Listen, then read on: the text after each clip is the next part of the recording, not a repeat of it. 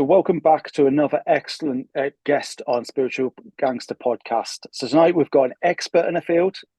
Obviously, we've been chatting backwards and forwards for quite a while. Somebody who's, as I said, expert, breathwork, cold water therapy, just a genuine, absolute badass. You'll absolutely love this guest. So, welcome to the Spiritual Gangster Podcast, Anna-Marie Oh, Gough. oh, How are thank. you? No, do you know what? It's lovely to be here, and I think I said before we came on, I feel like I know you, and I think that's one of the wonderful things about Instagram because I personally can't stand social media most of the Yeah. time. But when you come across real, genuine people who are really open and being honest and sharing some of their own experience, which can leave you open to judgment, I've actually realized that actually you create really good bonds with people without even meeting. So, it's a pleasure to be here. No, do you know something? I've said that myself. You'll always have the 90% of people that will turn around and say, this is bad, this is bad. But there's so many people focus on that negative. You'll always find, that 5 or 10%, which is the real part. And it's about finding it through all the crap to find the good. And Mm. and I think this is something that I've found myself for a long time. It's about building those relationships, about building, having those honest conversations, not just with yourself, but obviously with other people too. And this Mm. is a question I always like to throw in. And I've had some real mixed answers here. Some bit surprises, a bit shock, a bit but I'll throw in it. So who is Anna-Marie Gough? Oh, crikey. Well, me, that really is quite a deep question. I Yeah. think you can look at that and go, well, it's simple. It's me. Hello. Who is Anna-Marie Gough? Well, Anna-Marie Gough is someone who has lived a lot of experiences, has gone up and down many roller coasters emotionally, who has questioned herself for most of her life up until probably 3 years ago. But I think that now Anna-Marie Gough or Anna Gough, Anna, is someone who is daring to be vulnerable, who wants to try and share some of the experiences and the relentless amount of work I've put into myself to try and understand certain aspects of me that were making my life exceptionally uncomfortable. I'm finally sort of realizing and understanding who I am, which is, it's sort of, I am someone who's quite sensitive, but also very tough. My husband says you're one of the toughest women I know. Poor sod. I don't know if I should take that as a compliment. But he said, but you're the softest. He said, and that's and we can live as polars. We can't have light Yeah. without dark. So that's me. I have these polar opposite sides, and I don't mean that as a bipolar thing. It's just I can be exceptionally fierce, but then I can be immensely, immensely soft and a real empath. So that is how I would probably describe me. You want me on your side if you want to fight a battle, but you probably Yeah. won't want me on your side if you cross me. And I think that's a Yeah. genuine trait that a lot of people recognize in each other because you've got to have the light side, the dark side. And I think it's very much when people are very much, and you said it yourself there, you've got to have that mix, that polar mix, because you always have somebody who's almost like a protector, but you'll also on the other side have somebody who's not, you can be quite vulnerable because people can put that wall up, can't they? And they Mm, can go, right, they can show like this no weakness mindset, this tough image, this, but behind the scenes, it's all falling to bits. And I yeah. think very much is you've got to expose that. And I think that's something great about what you do because you put yourself, and this is the thing, you lead from a front because you not only put yourself forward and you expose the real you and Mm, you dispel lots of myths by doing that. Because mm. up until you actually put that work in and you do take that action, a lot of people can make an opinion of it, can't they? Oh Of your God, identity, of your actual who are you? Because yeah. they see it from one snapshot and then they see the other snapshot, don't they? I've had tons of over the years. Oh, what's she got to moan about? What's she got to be anxious about? She's got a famous husband, she's got a lovely house, she's got money, what's she got to moan about? And I just think, do you know what? I don't need to validate. my Yeah. story to you, because actually the fact you're so ignorant with the fact you're looking at material, which actually, Chris, between you and I, means naff all. Yeah, Yeah. of course, it's much nicer if you can pay your bills and you're suffering than if you're suffering and those poor people who are in high-rise blocks of flats, God bless them, horrendous situation to be in. And I've been really fortunate that I've been able to get help. But I think we've got to dispel this idea that, if you have a certain amount of material matter in your life, that you shouldn't be someone who suffers, because we never know what's actually happened. I grew up with nothing. I grew Yeah. up quite poor, and Yeah. my husband and I both worked hard. And I say generally when there's success, there's a massive sacrifice. Yeah. There's massive sacrifice that comes with that. So yes, we've got material matter, but we had 9 years of 9 months apart every year. Yeah. He giving birth to children and him not being present. So there's always sort of ugly bits to every aspect, and there's light bits, like we were saying. There's polars, different parts to each side of it. But I just think we've got to sort of dispel this judgment of what you should look like, how you should be living, in order to have suffering. And I think that's really wrong. And I think that's something for me. I feel even, in my heart, when I've had nothing and when I've had what some people might see as a lot of material, which actually, like I said, is meaningless. Because if you're Yeah. not in a great place, it means nothing to me. It doesn't make me happy. What makes me happy is being in nature, being with my animals, listening to the birds. I'm really actually quite simple, being with people I love, being with people I Yeah. connect with, having conversations like this where you feel connected. And I think, just let's try and look deeper at people before we cast judgment. Yeah, absolutely. Because it's great. I don't know if you've seen it. A friend of mine, Dean Stott, and his wife Alana have started a new podcast, Behind the Scene, and it's something that they touch on very much. That you'll always have two people there, and for probably many, many years, obviously your husband came. It was like almost the forefront, wasn't it? And you were like that person behind. But when people genuinely see you as a person, take you as that person, take him as a person, and see as actually there's two individuals here that both are supporting each other at the same time.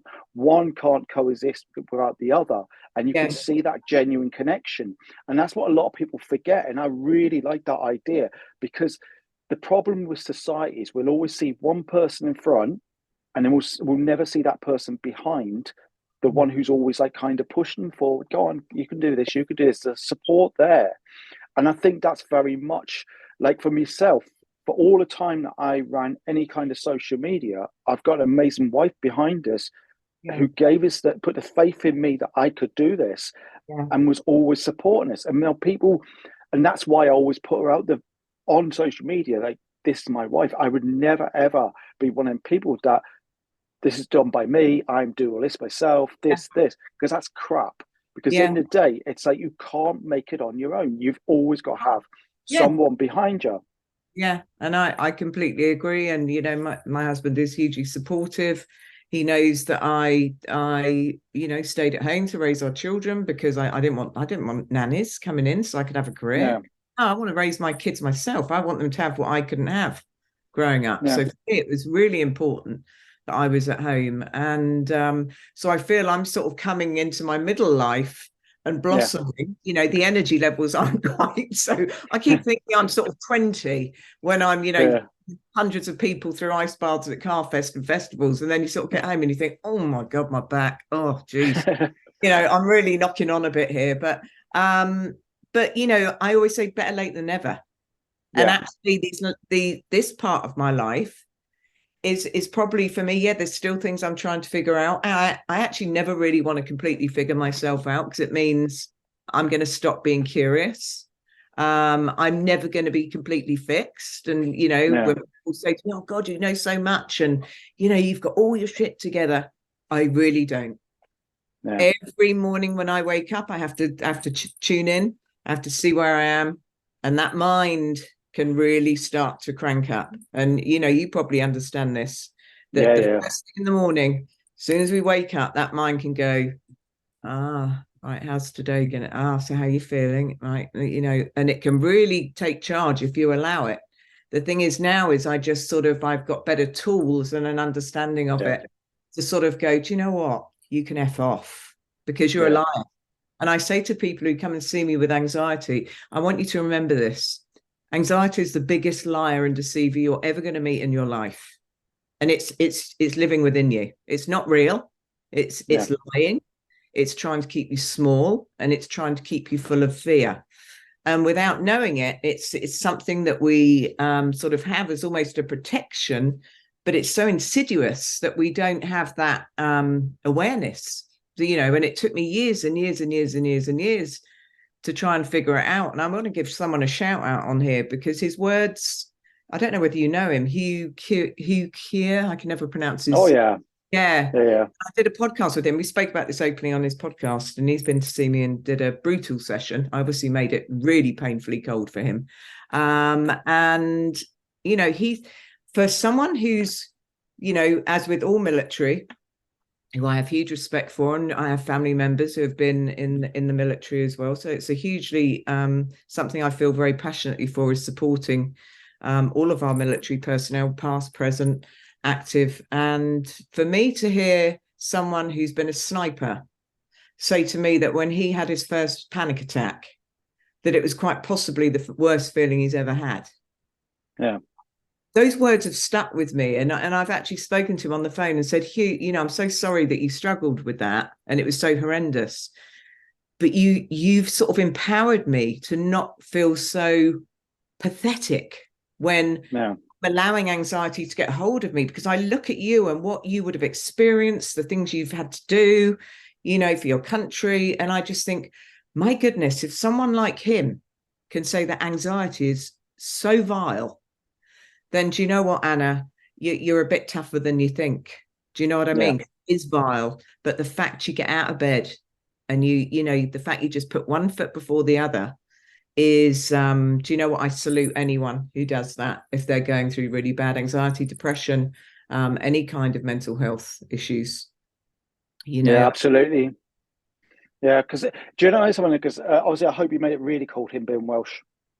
I've got to say that. I did. And do you know what's really cruel? Because he was in the small tank. So the poor sod, there was a massive lump of ice that he was actually leaning his head against. And I thought, oh my God, that's going to be really quite awful for him. But he was great. You know, he wasn't going to give it. I knew he wouldn't, you know. Yeah. It nipped him in the arse, let's put it that way. Yeah, absolutely. Because there's something I was just briefly obviously explaining before obviously started the podcast, and I came up with this analogy, and it was over obviously a good few years, and then really looking into it deep here, and I realized that anxiety to me is it's almost like an emotional reaction to a physical situation. So you have that emotional reaction in yourself to that physical environment or situation that's going on. But this is where we can trick ourselves most. Anxiety can be broken in two parts. It's either you're excited of what may or could happen, because you've got to remember that it may happen or it could happen. Yeah. And then, or you could fear of what may or could happen. And I think a lot of people get it wrong, because it's actually natural to experience anxiety. Yeah. So, or the butterflies in the stomach. It's when, it's when people don't differentiate between the two. Yeah. Or they do something and think, oh, well, and it's, are you anxious because you're excited, or are you anxious because you fear? And I started breaking this down, and I realized why am I getting anxious over that? Is it because I generally, I don't want to be in that situation? Like, I know going into a very busy shopping environment, like a high street full of people, that is true anxiety to me. I'll pop in my headphones, Metallica on full, and I'll walk straight through. Yeah, because that's the only way I black it out. You know. Yeah, I'm the same. Crowded places, you know, even concerts, things like that. You know, whenever there's a lot of people, a lot of noise, I think when we are sort of people who are naturally in a bit of sort of high alert, we're hyper, like I said to you, I think on a message, you know, hyper vigilant. I think I've always been that way. It's managed a lot better now, but it's almost like I can see things in the back of my head. Yeah. My husband would go, how did you know? How did you even? I said, I sensed it. So Yeah. it's like our senses are already sort of heightened, whether we feel we're in an anxious state or not. That's just part of our personality. And you know what? I think we need to embrace that and go, a lot of the time, that's a really great gift. It's Yeah. just how we control the beast at times Yeah. when it's coming in and feeling exceptionally uncomfortable in the body, which is, oh God, I remember saying to my husband, you know, I would rather literally have my eyeballs poked out with a rusty nail than have this feeling and this just in my head, not being able to get out of the loop of, because you're fearing then the feeling in the body, and then it's just going round and round and round, and it's breaking that cycle for people. And and I that's why I speak really openly about it now, so that people, one, they don't feel so alone, two, that they don't feel they're going mad, three, they can have a better understanding about it. And this is where breath work is so important. Yeah. um, Yeah. and just I think that they just we're breaking down some barriers here and walls, and it's not where we're all jumping on the mental health bandwagon, but it's, no, we're going to use our voice, we're going to use our experience of whatever we've felt, and it's going to be different for you, it's going to be different for me. But you know what, the more we can get that voice out, and it's not for a charge, we're just speaking really openly. And I get some beautiful messages. I'm very lucky. I don't get trolls. Please don't troll me now. Really lovely messages just from a simple post like the one I did about suicide the other day. Yeah. I answer everybody back, because I think, Yeah.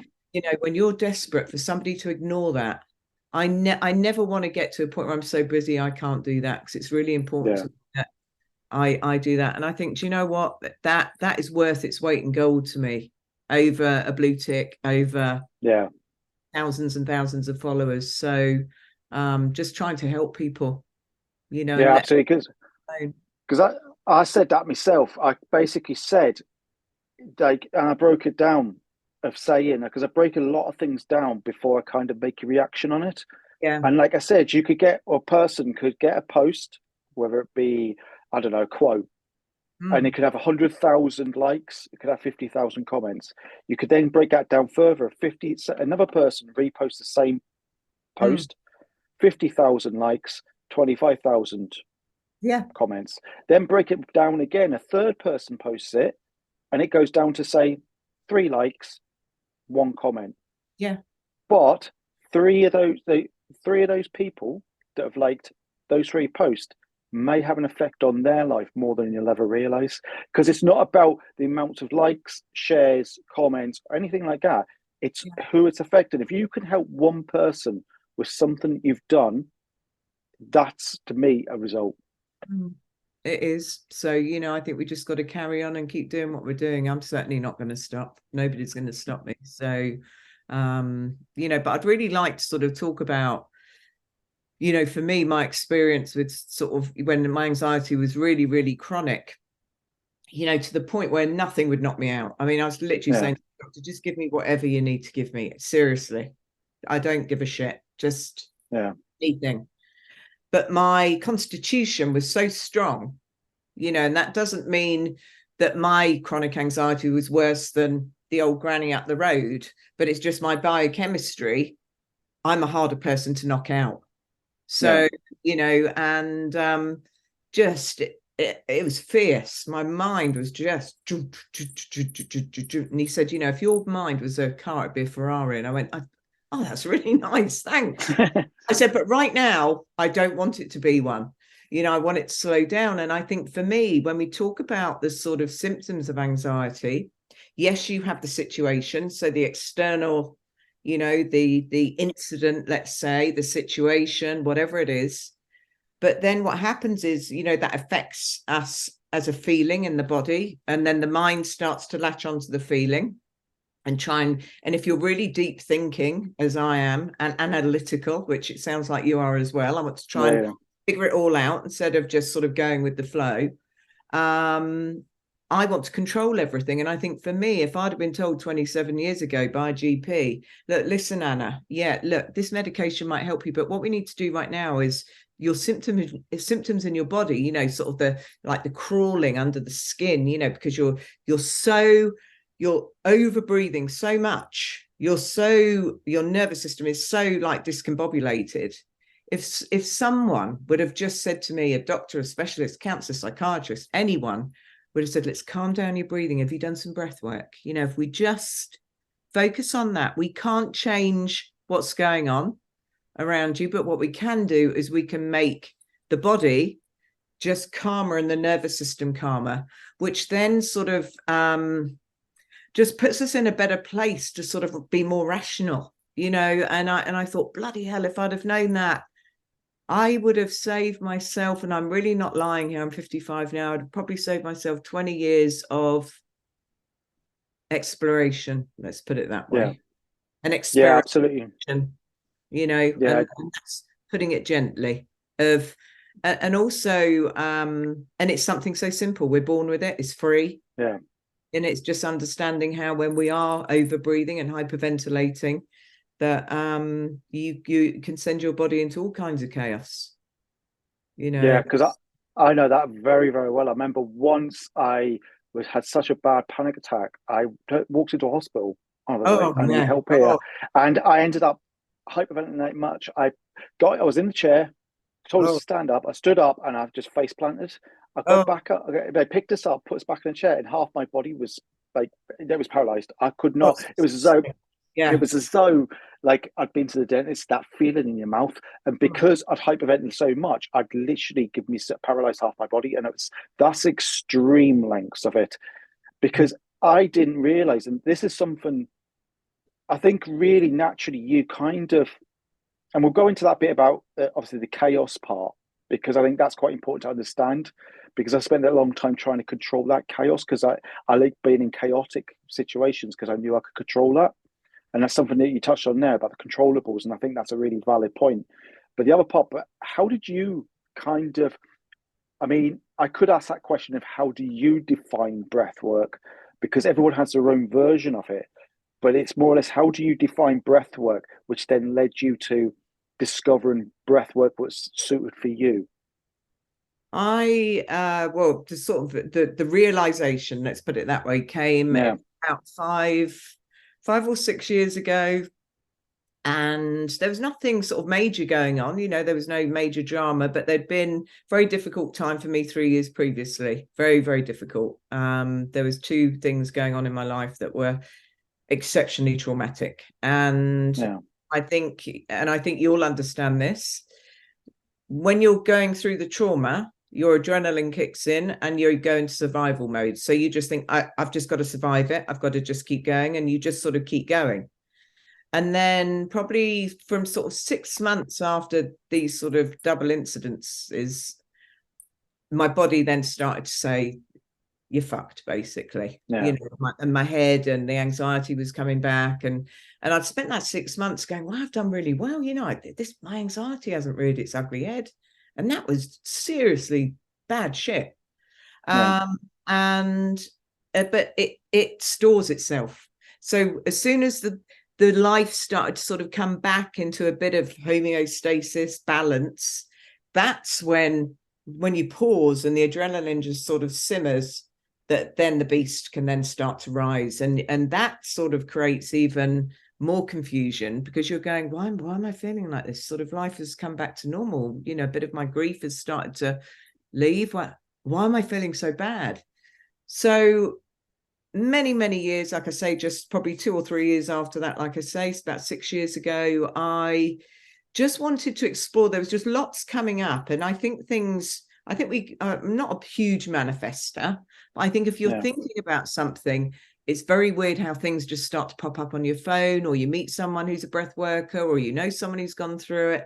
And I thought, I'm going to do a pranayama breath course. And that's the more sort of ancient yogic, you yeah, know, you can do all the powerful stuff, holotropic, which is really, so you are doing hyperventilation with that, but you do that supervised with someone who's trained, and, you know, and I've trained in that as well.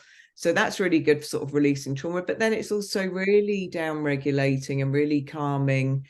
And when I was going through the course, I just remember saying to my husband, And because you're learning all about the science and what's happening in the body with your teacher, it was just sort of like the light bulb, and I said, why did I not know this? Because when I had my first son, my husband was in Australia, and it's a really anxious time, but my anxiety I wasn't aware I was anxious at this time.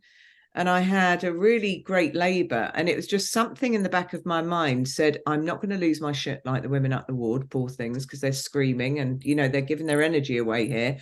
I need to slow my breath down. But it's just the penny just didn't drop for me when it came to the anxiety side of it until I did this course. And it's almost having the tutor and the science and the evidence and me putting it into practice where I said, right, that now I can understand. I can really understand how we can regulate our nervous system with our breath. And that's why it's been so powerful for me. And then I sort of stepped it up a bit of a notch and did Oxygen Advantage, which I'm sure you've heard about. And for me, that is just, I think, do you know what I mean? Patrick is sort of he's getting the recognition he so deserves. He's a truly remarkable man. He's the best, at what he does. And I feel very proud to be an instructor, under his guidance. And I think sharing the knowledge of that, it's a bit more clinical, it's a bit more methodical, it's much more clinic based. But there's so much we can help ourselves with our breath and how we manage it. So it's just a simple observation that you can make with somebody and just do a few little tests with them.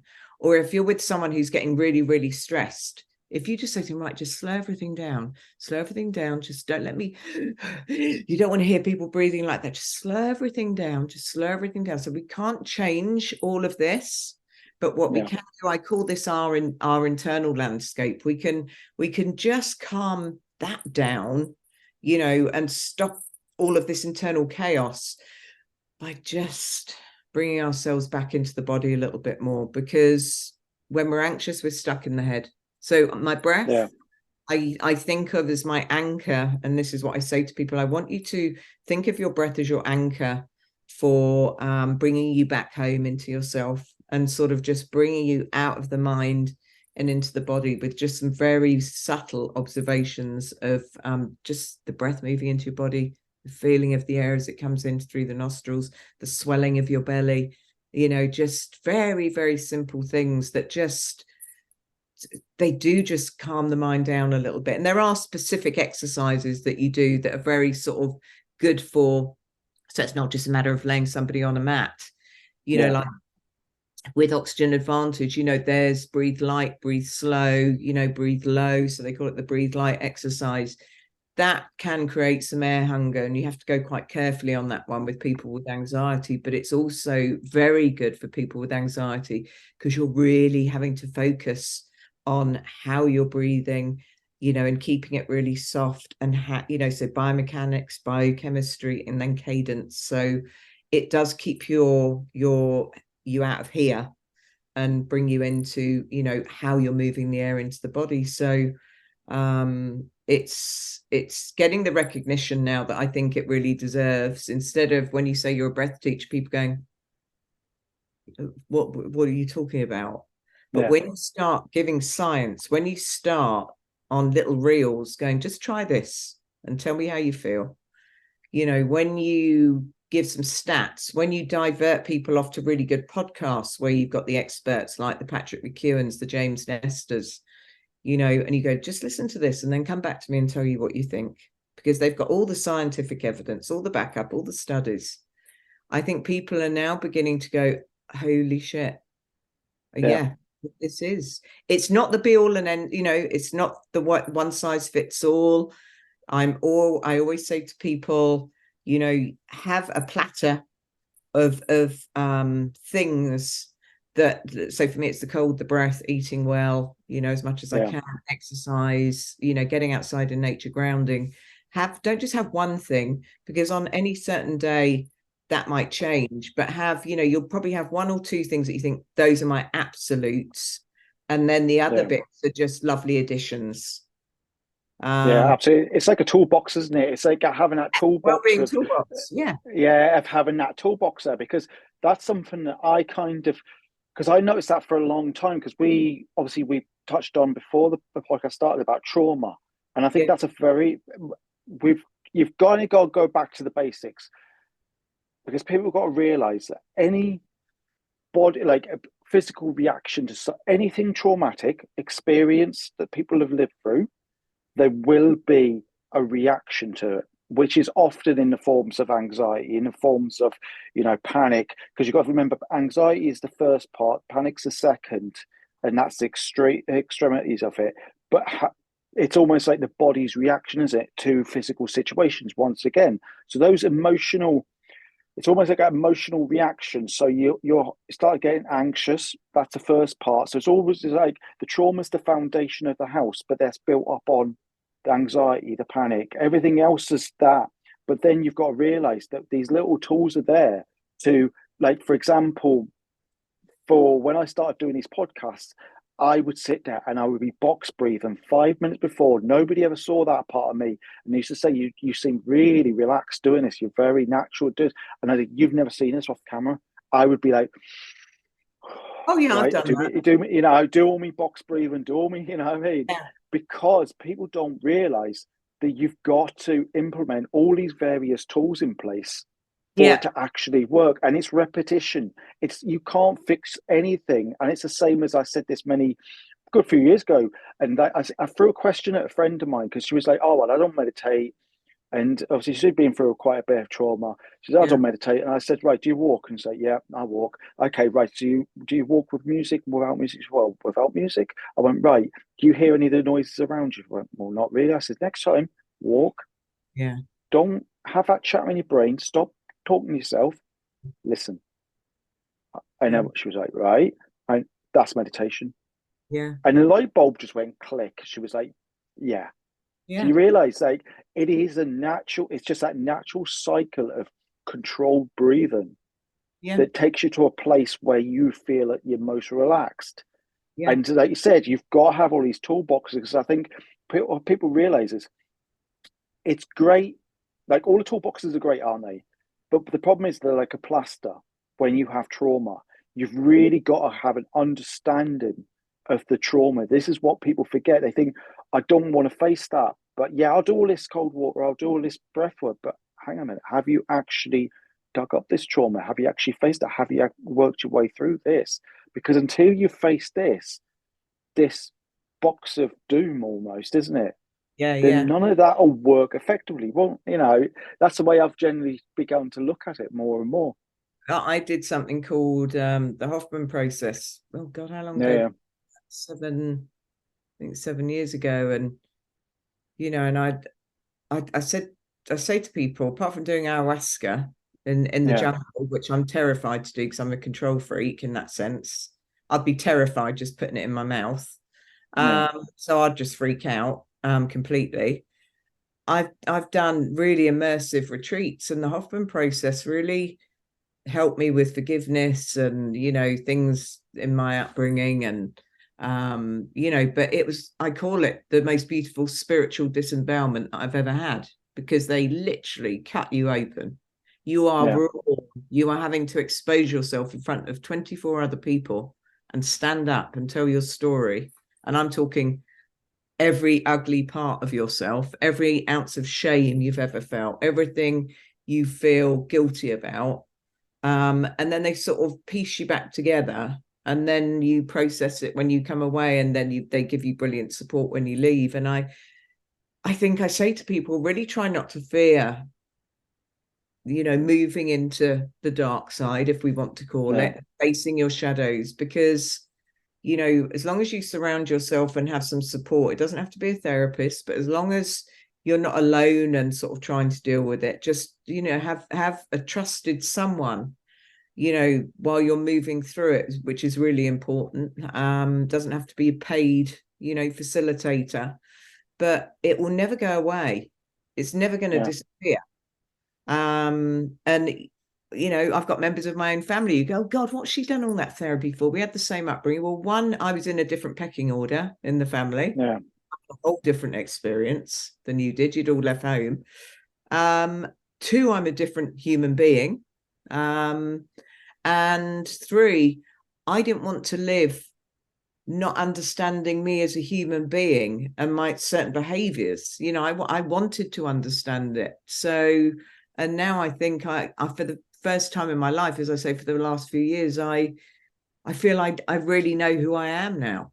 And I know why I Yeah, did this and I know why I did that, and things that, we've all got shame, all of us. yeah, And I almost feel compassion for that person now instead of going, God, you awful. Oh, God, you piece of shit. I yeah, I I look at myself more with compassion because believe me, I'm very good at getting the old bashing stick out. I don't need anyone else to do that for me. I'm brilliant at it. So, but I try and be more gentle with myself as I am with people I see. And I think that's been one of the greatest gifts for me is I've learned so much from the people I see. yeah, And so sort of repeating my own words to them is sort of almost reinforcing it into my psyche as well. That, yeah. keep practicing what you're preaching, so that you're working authentically. So it's really important to me that, the words I'm saying to other people, that I value myself enough to do that on myself as well. Yeah, absolutely. Because I think we've all kind of got to break ourselves down. We've got to break ourselves into pieces. We've got to, because I did this about, I'd say about 7 years ago. And I got asked at times, or something's come on in a conversation about childhood, and I genuinely can stand there and I can say, I remember about four things. And Mm, someone say, well, how do you not remember? And I said, about 7 years ago, what I did is I came across a technique called the method of Loki. And mm, people were like, method of Loki, what's this? I said, right, think of it as like a place that you, or a structure that you know well. So I used a ship, and I know there's lockable hatches, there's lockable doors and all that. And the theory about it is about, it's like a mind chamber, as you probably know yourself. And what it is I went through and went, right, all the good memories, I yeah. put a lock away, shut the door, it's there, it's protected. And all the crap I basically trashed and threw away. And even now, even if I try and think back, 40 odd years ago, I can't remember. It's been I know. wiped from my own memory. And people are like, how can you do that? Everybody, and I'm like, no, because you see, when I did it through a lot of meditation at the same time. So I was like doing all the deep breath work. And this has been going for years. And I would look at it, stop, and I would think in my mind, I'm thinking, that was a really crap time. I don't want to, why would I want to remember that when that wasn't good? So I threw it away. I put it in the trash. Mm, And bit by bit, I broke this down. And mm. even now, I think I only remember my life that for a good period of time from about probably the age of 15 onwards, 15, 16, something like that. And people like that. And I think it's because I look at trauma of, you've got to go way back to come forward. You do. Yeah. You do, and it's hard work. And I had this conversation with somebody, I think it was yesterday, a girlfriend of mine, who we were talking about this. And I said, what is it that happens where it's like a alcohol blackout almost. Yeah, You can't remember it, and there's certain bits of my upbringing. I think there's little bits I really try and remember the good bits now. yeah, Because like I say, that the Hoffman process did really help me with understanding my parents more, showing them more compassion. They did the best that they could do, and I love them dearly, have a good relationship with them. But it's taken a lot of work for me to understand how the whole sort of series of events could have panned out that way, especially when I became a mum myself. And I think there are bits that I sort of, it's almost like you get these mini flashbacks, and you think, yeah, did it really happen, or am I so fucked up that it's sort of just, I think it happened. You almost yeah, start not believing yourself. And I think, let's not worry about that. Let's not worry about that, because it's not necessarily about regurgitating and really putting people through. I'm not a big believer in that, and I think you have to really value. Get some people who come and go, yeah, I want you to really tear me up on this breath session.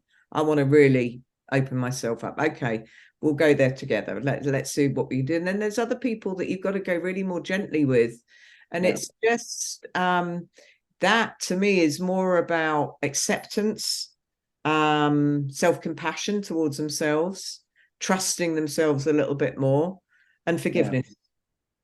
So for whatever's happened in their life, forgiveness for themselves or forgiveness towards somebody else. Forgiveness is a massive thing, I think, for anyone who's gone through quite a lot, because I think when we're on the end of, the bad end of the stick and we're the receiver, we can fall into this sort of victim, oh my God, not another thing, oh God, I'll just hit the fuck it button and, do some self-destruction. And I think, no, this is the real time where we need to show ourselves some real self-compassion and love, and really believe that we aren't that story. We're not that story that we keep telling ourselves. So for some, they want to open it all up, and others you sort of touch on it and then bring in the tools and sort of support them with just being kinder and, like I say, the trust and acceptance almost, and surrendering into it a little bit. It's different for everybody. I think you and I are the same. We want to whack it open and get just get deep in there, right down to the core of the earth and tear it up and get. And I respect there are people who they just can't do that, but there are definite ways of getting yourself into a much more balanced state with more gentleness. There really is, without going in as hard as probably we have. Because I think sometimes you've got to do that, and that's why I kind of coined when I first started going into Instagram, and it was like, well, what's welcome back to the dark side? People thought it was a reference to Star Wars or something, and I was like, no, my approach, because I see two sides of it. When I first started, but you're going back like what, 7 years back now, and I looked at it as welcome back to the dark side because I was in a really bad place. But when I left that, I went back because I can change the rules now. I can change the rules, and now I've gone the completely other side, and that's where the whole spin-off coin of spiritual gangster, because it was like you could be spiritual, but you can be a gangster, you can be a badass. You don't have to worry about, you've been through that trauma, you've been through that darkness, you've been through, and don't fear the light, you don't fear the dark, you don't fear any of it because you're in that spiritual journey now. But you can still be a badass. You don't have to be soft. It's like you can be. And I think that's what, when you said originally about the light and dark, and I think that's brings it great onto, and it's something that I use a lot and I say it a lot, is about the controllers. And I think that's what the amazing thing is, not only breath work, but also cold water, because the two come into each other, because you've got to have an element of the breath work versus everything to do with cold water. But also it's that combination of actually controllables, isn't it? It's being in a world of chaos, so completely uncomfortable. And I actually did this at the weekend. When I'd done Edale, we found a little stream, and there was this bend in this river. One of the blokes found it, and it was a really nice deep part. And I just got in, and I just realised that, hang on a minute, I got in, and it wasn't like I had that same reaction what I'd done 2-3 times before. It was like I was so chilled out, and I was like, yep, got in. Plus, it was a really burning hot day, so that may have helped. Yeah, I know. But all these little things, people don't realize how interconnected they are they? You've got breath work. They think it's all separate little things, but hang on a minute. Breath work, cold water, controllables, bang. Yeah, all work together. Meditations, breath work, qigong, breath work, tai chi, breath work. Everything is layered with the foundations of breath work. So nobody can get to an ice cold tank of water. And it's amazing to see, and this is why I say the people have been my greatest teacher, and I really mean that. They teach me so much because everybody is so different. But it's when you have somebody get into a tank of water and then initial response is literally get down on your knees and just slow everything down, follow my breath, just follow me, and you're connected with them completely. Then I'm like, you will be fine, just keep looking at me, just keep breathing like me. And it's seconds, it's not a minute, it's seconds. It's about 10 seconds where they're still seriously uncomfortable, They're still going, shit, this really hurts. But what I said about the internal chaos of, I'm freaking out here, so I'm not going to live, something bad's going to happen, fear, they're controlling it. And I think that's the greatest gift. The cold is brilliant for muscle recovery, it's brilliant for circulation, it's brilliant for our immune system, it's brilliant for getting dopamine, it's brilliant for neurotransmitters and all of that good stuff. Yes, it is. And so that latter bit to me is the more important part, because I think as humans, we're medieval beings living in a modern world, and I think that's why now, especially as I get older, I am so like you. My happy place is nature.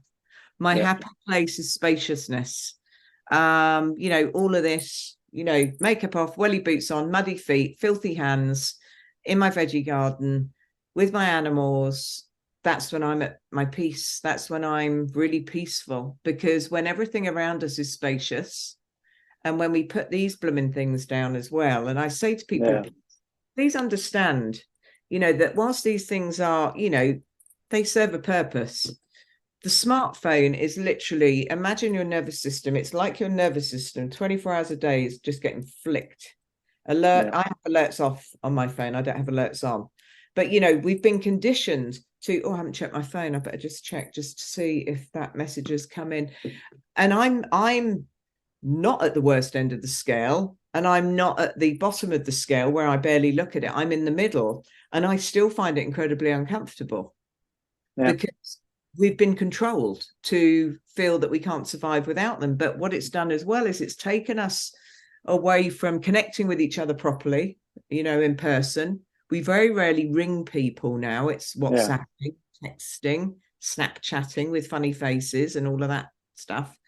And filters, so you don't really know what someone looks like. So for me, it's having people around a fire in my garden, looking at kites flying over, playing tribal music, really getting back. Sometimes when people come to me and I'll do like a full moon retreat, I'll make it really like Viking like and fires, shamanic, and and it's nature, and there's no cars, and it's dark, and you're going to go into the cold. And it's, to me, it's like, and I think we're slowly getting there, because people are grounding, people are tuning into the moon cycles. I know it's a bit woohoo for people, but I think people are really, they're desperately trying to cling on to our ancestors and get back to some inner power of how we used to be, which was like you and I now talking. I'll get off this, I'll think, God, what great chat. I feel connected to Chris. We've built a connection. Why? Because we've taken the bloody mask off and we've had a great conversation, hopefully supported some people who are going to listen, I really hope, and given them some tools to sort of strip back modern life a little bit. It's chaos at the minute, I think. I think the chaos part, and I've always said that because I've spoken openly about social media for a long time, because there's so many people that bash it, and I go, hang on a minute, right? You've when you first install any kind of social media app, what's the first thing you do, right? So you put the picture on, you create this little account, right? Doesn't belong to you. You're basically borrowing a space, right? The first thing you do is, I like that person's account. I'll follow them. But a lot of people, you've got to be conscious of, like, you've built that. So everything you're seeing, you've actually followed. You're thinking, oh, that was okay, or that was that. If it's negative, get rid. Yeah. Because people have this really bad thing. Oh, I better not. And actually, I say, do you know them? And they were like, just unfollow. I do a lot of clearing out, and it doesn't mean I don't like the person. It's just not serving me. It's not making me feel good. It's not offering anything to my life. So it's not a personal thing. It's not it's not a fallout. It's just there's nothing you're offering me. And actually it's taking up more space, So generally the people I follow are people that I learn from, people I'm interested in. I'm interested in their content. Might be brands I like. There's very little trash in my follow box, what I'm saying. And I think we need to sort of almost mirror that in our physical world as well. To me, my friendship circle, and I know a lot of people as they get older, it shrinks. Oh, Because, definitely. and I'm sure you found this as well with doing this work and the people you're meeting, you really find out, and I hate to use this bloody word, or this phase, for you do find your bloody tribe, because Me do. you're cutting the bullshit out. You're not there talking about trauma and anxiety 24 hours a day, but Yeah. you just show up as you are, and you have a great laugh, and you've got similar interests. You're not having to pretend. You like sort of similar things. And that again is one of the greatest gifts I've had from this work. Is I've had a lot of new people come into my life who I feel I've known a lifetime, and I might have only known them for a few months. And yet I've Yeah. got friendships that I've had for 20 years, love them dearly. But I've got the stronger bonds with the ones that you just have that connection with, just because you're on a similar plane and a similar path, if you want to call it. You make a strong. I think we all change. I think we all change, like you're saying there, it's all those paths, because you'll always go through life and you'll meet new people, and some people get left behind because they're not walking that same path as the way that you walk. But I think it's about that connectivity. And I think that's the other bit of it is me. I'll stand there and I turn around and I turn it into a joke. I've just turned 45. Yeah, I've got my top knot in because I've been midlife crisis. Might as well turn Oh, it we into a love a joke, top knot you know? Viking. Yay. Yeah. I'll be Because do you know calling what it is? Ragnar, the Viking. Yeah. But do you know what? Do you know what it is? I actually turn around and say, because I class myself as pagan. I am pagan. I don't. I was christened as a Christian, but I class myself I as think pagan I've got because a bit of that. Yeah, definitely. yeah, because My I've got husband more calls faith me for the tree. my husband calls me a shield maiden. And I went, Best way to be. yeah, he said, you're like a bloody shield maiden. And he said, you'd been great on Vikings. Because, it's like, that toughness, but then that spirituality and, Yeah. I'd happily take on that role. Do you know So, what? I'd love to go back. I've said this for a long time. This modern day and age, almost yeah, it's cool having tech and it's cool having this and all that. But you could put me in any ancient era, and I'm just like chilled. Whether it be the French Indian Wars, whether it be the native side of it or the Viking side. I don't actually like that technique, that word, but it's more Norse. Because I think it's like some people are naturally very tribal, very connected to that kind of simplicity, isn't it? And I think that's what we need to get back to, because I class social media, the news, anything like that as white noise. That's white noise. Because you yeah, step back from all that white noise, and I don't know, you've probably experienced this as well. When I've done a lot of meditation and I found myself really grounded, I can, and it sounds a bit mad, but I'll say it. I can. It's almost like my brain. I will leave the earth, and I can almost do when you see these like 3D maps. yeah, That's me. I can see the earth from above, and I can, in my mind's eye, I see the world, and I see places, and I see the setup of the world in its sphere of itself, and I can kind of like, yeah, I can, in my mind's eye, I can see this, I can picture this, because to me, all that is just distraction. It's just white noise. If you step back, you'll see the real picture, because yeah, people are quick to believe everything they see. It's the same as when they wake up in the morning. I know I've got my routine. I know that I'll do my meditation. I know I do my stretching. I know I do a bit of writing. I might just do a bit of this and a bit of that. But I know that people first thing to do is pick that phone up and start scrolling. And I'm like, what, you are literally feeding yourself this. It's like you're feeding yourself that for breakfast. You're the first thing you do, you're consuming this. Me, I would rather work on myself. Breath work is the most important because it really wakes us up, yeah, it you does. know. And then it's like I might get to like 7 o'clock. I think, oh yeah, I might go on that. Yeah, yeah. But what you're doing is you're creating some spaciousness, Yeah, some room for some awareness to come in. And as I say to people when I do, breathwork meditation sessions with them, I said, you're listening, but you're listening internally, not externally, because we're too busy yeah, listening externally. We're too busy, we're going, oh, what we're going to watch tonight? Oh yeah, God, we finished Vikings for the second time round. Should we move on to Valhalla now for the fifth time? yeah, It's like, crikey, why can we not just sit? yeah. why can we not just sit in our sitting room and just chat without Yeah, phones? We're losing the art of connection. And I'm like you, I'm sure in part, and I do believe in past lives. I'm going to put it out there. I might get trolled. I do believe I've been here before. I love I love I love community. I love connecting. I love gathering. I yeah, love sitting around fires. I love conversation, but without the noise, like you say, yeah, without TV. Yeah, of course, you can watch a great film together and have a laugh or whatever. Of course, we've got that luxury. But I think it's gone too far. Where actually, those people, the ones like us who really want those gatherings. I think, yeah, did you do a walk or something? I saw you did a walk, yeah, or yeah. I did it I this thought, yeah, weekend. Done it. next time I'm coming. I love things like that. Well, there's Um, one. I know there's one October 21st. That's next one. But yeah, like Rob's always putting them up there. But it's like exactly that. Well, you got what? Just about 19 people we done, but we were carrying like the 20k the sandbags yeah, because it was our burdens, carrying the burdens. It's this group of people.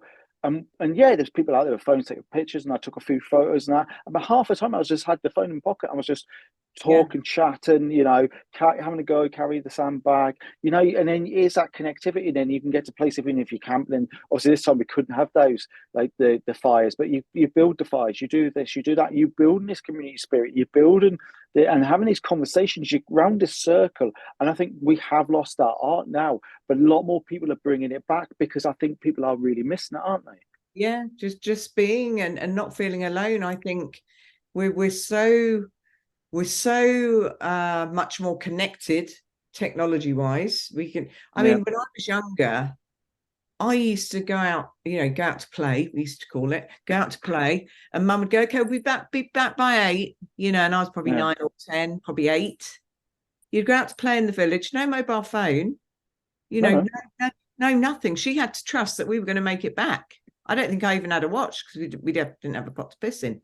So you had to sort of use your imagination or go and find the church clock. yeah. Whereas now we've just become so I think we're like, almost very controlled in a way that yeah, we react. Everything's done through a phone, and I've said it for a long time.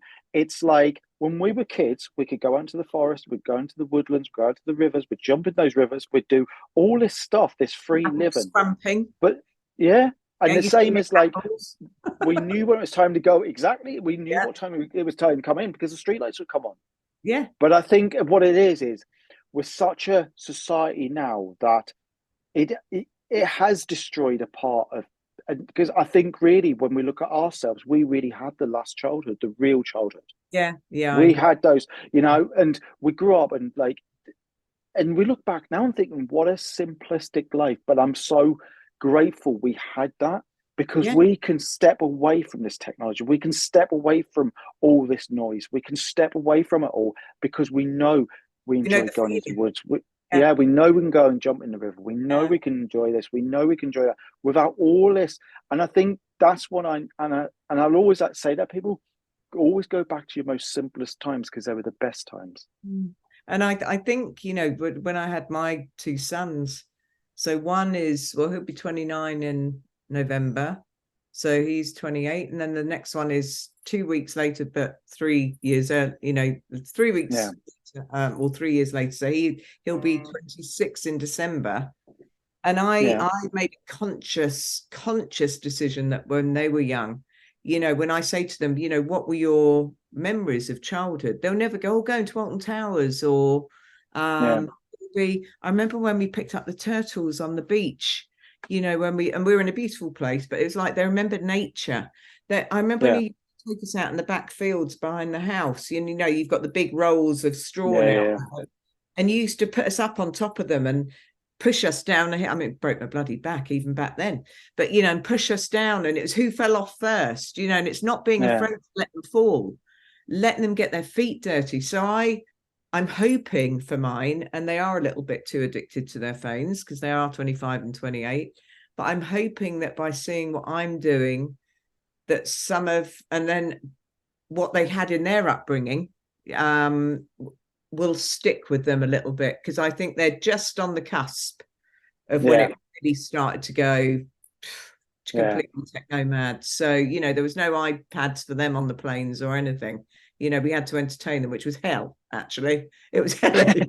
I would have You could just, the iPad, you know, got yeah, that. you could just chuck Yeah. it. You couldn't just chuck it. Say, there you go. I'd There have you go. definitely got the iPad out on the plane. But yeah, but Oh, yeah. you know, we've got to be grateful that we have experienced it and we've got that feeling that we want to almost step back into it. And I think it is really important that we continue to have these conversations. You keep doing what you're doing, get those big walks and gatherings. I can't do the 21st. I'm actually going away on the 22nd. Otherwise I would be there. That's right up my street. But there's always more to go. There's always more to going on, and I think that's a good thing. There's always bending when people can fit it in. But yeah, yeah, I mean, definitely more than what. Just come along, bring friends, bring anyone, bring you know yeah, what I mean, bring the tribe. But I think really today's conversation, I think we covered so much in such a short time, but we covered the most important parts. We've kind of gone back, stripped it all right back to the beginning. We've covered like the breath work, and then we slipped into the cold water. Um, but I think we've got. I think what's great about this conversation, we've kind of opened it up on the floor and to say, look, people, it is all interconnected. They're not just these little separate things. When you look at one thing, it's like many things. There's all these little threads connected together, but they create such a great effect on the body. And I think that's what is so important about your work. There's so much interconnectivity, not just in the activities, but just bringing those people together.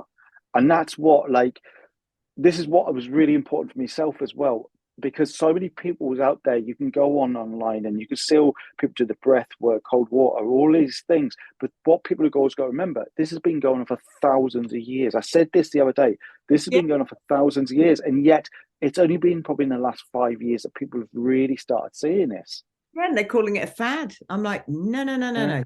no, no, no, no. No, Breath yeah, work, breathing properly, you know, meditating, qigong, tai yeah, chi, yoga, all of these things, cold water.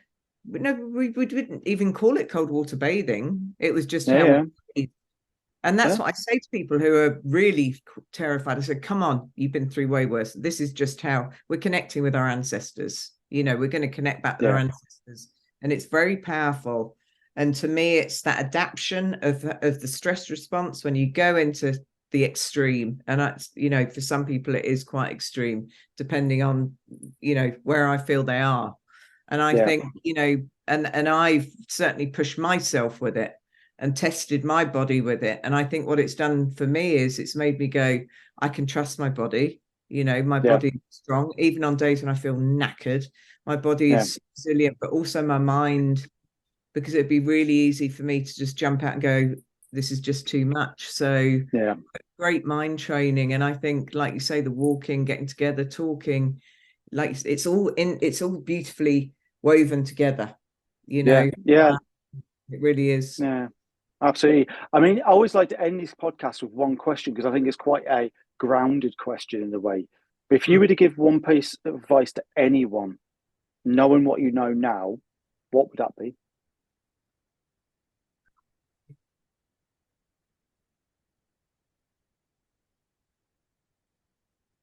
Oh, this is a hard one because there's so many. Um, love yourself first. Love yourself first before you spread yourself out to others and give too much of yourself to others, because that was something that I did. And I, yeah, I'm going to make it too long-winded, but I would say really learn the art of self-love and self-compassion, because that will see you through a lot of very difficult times if you can really master that one first.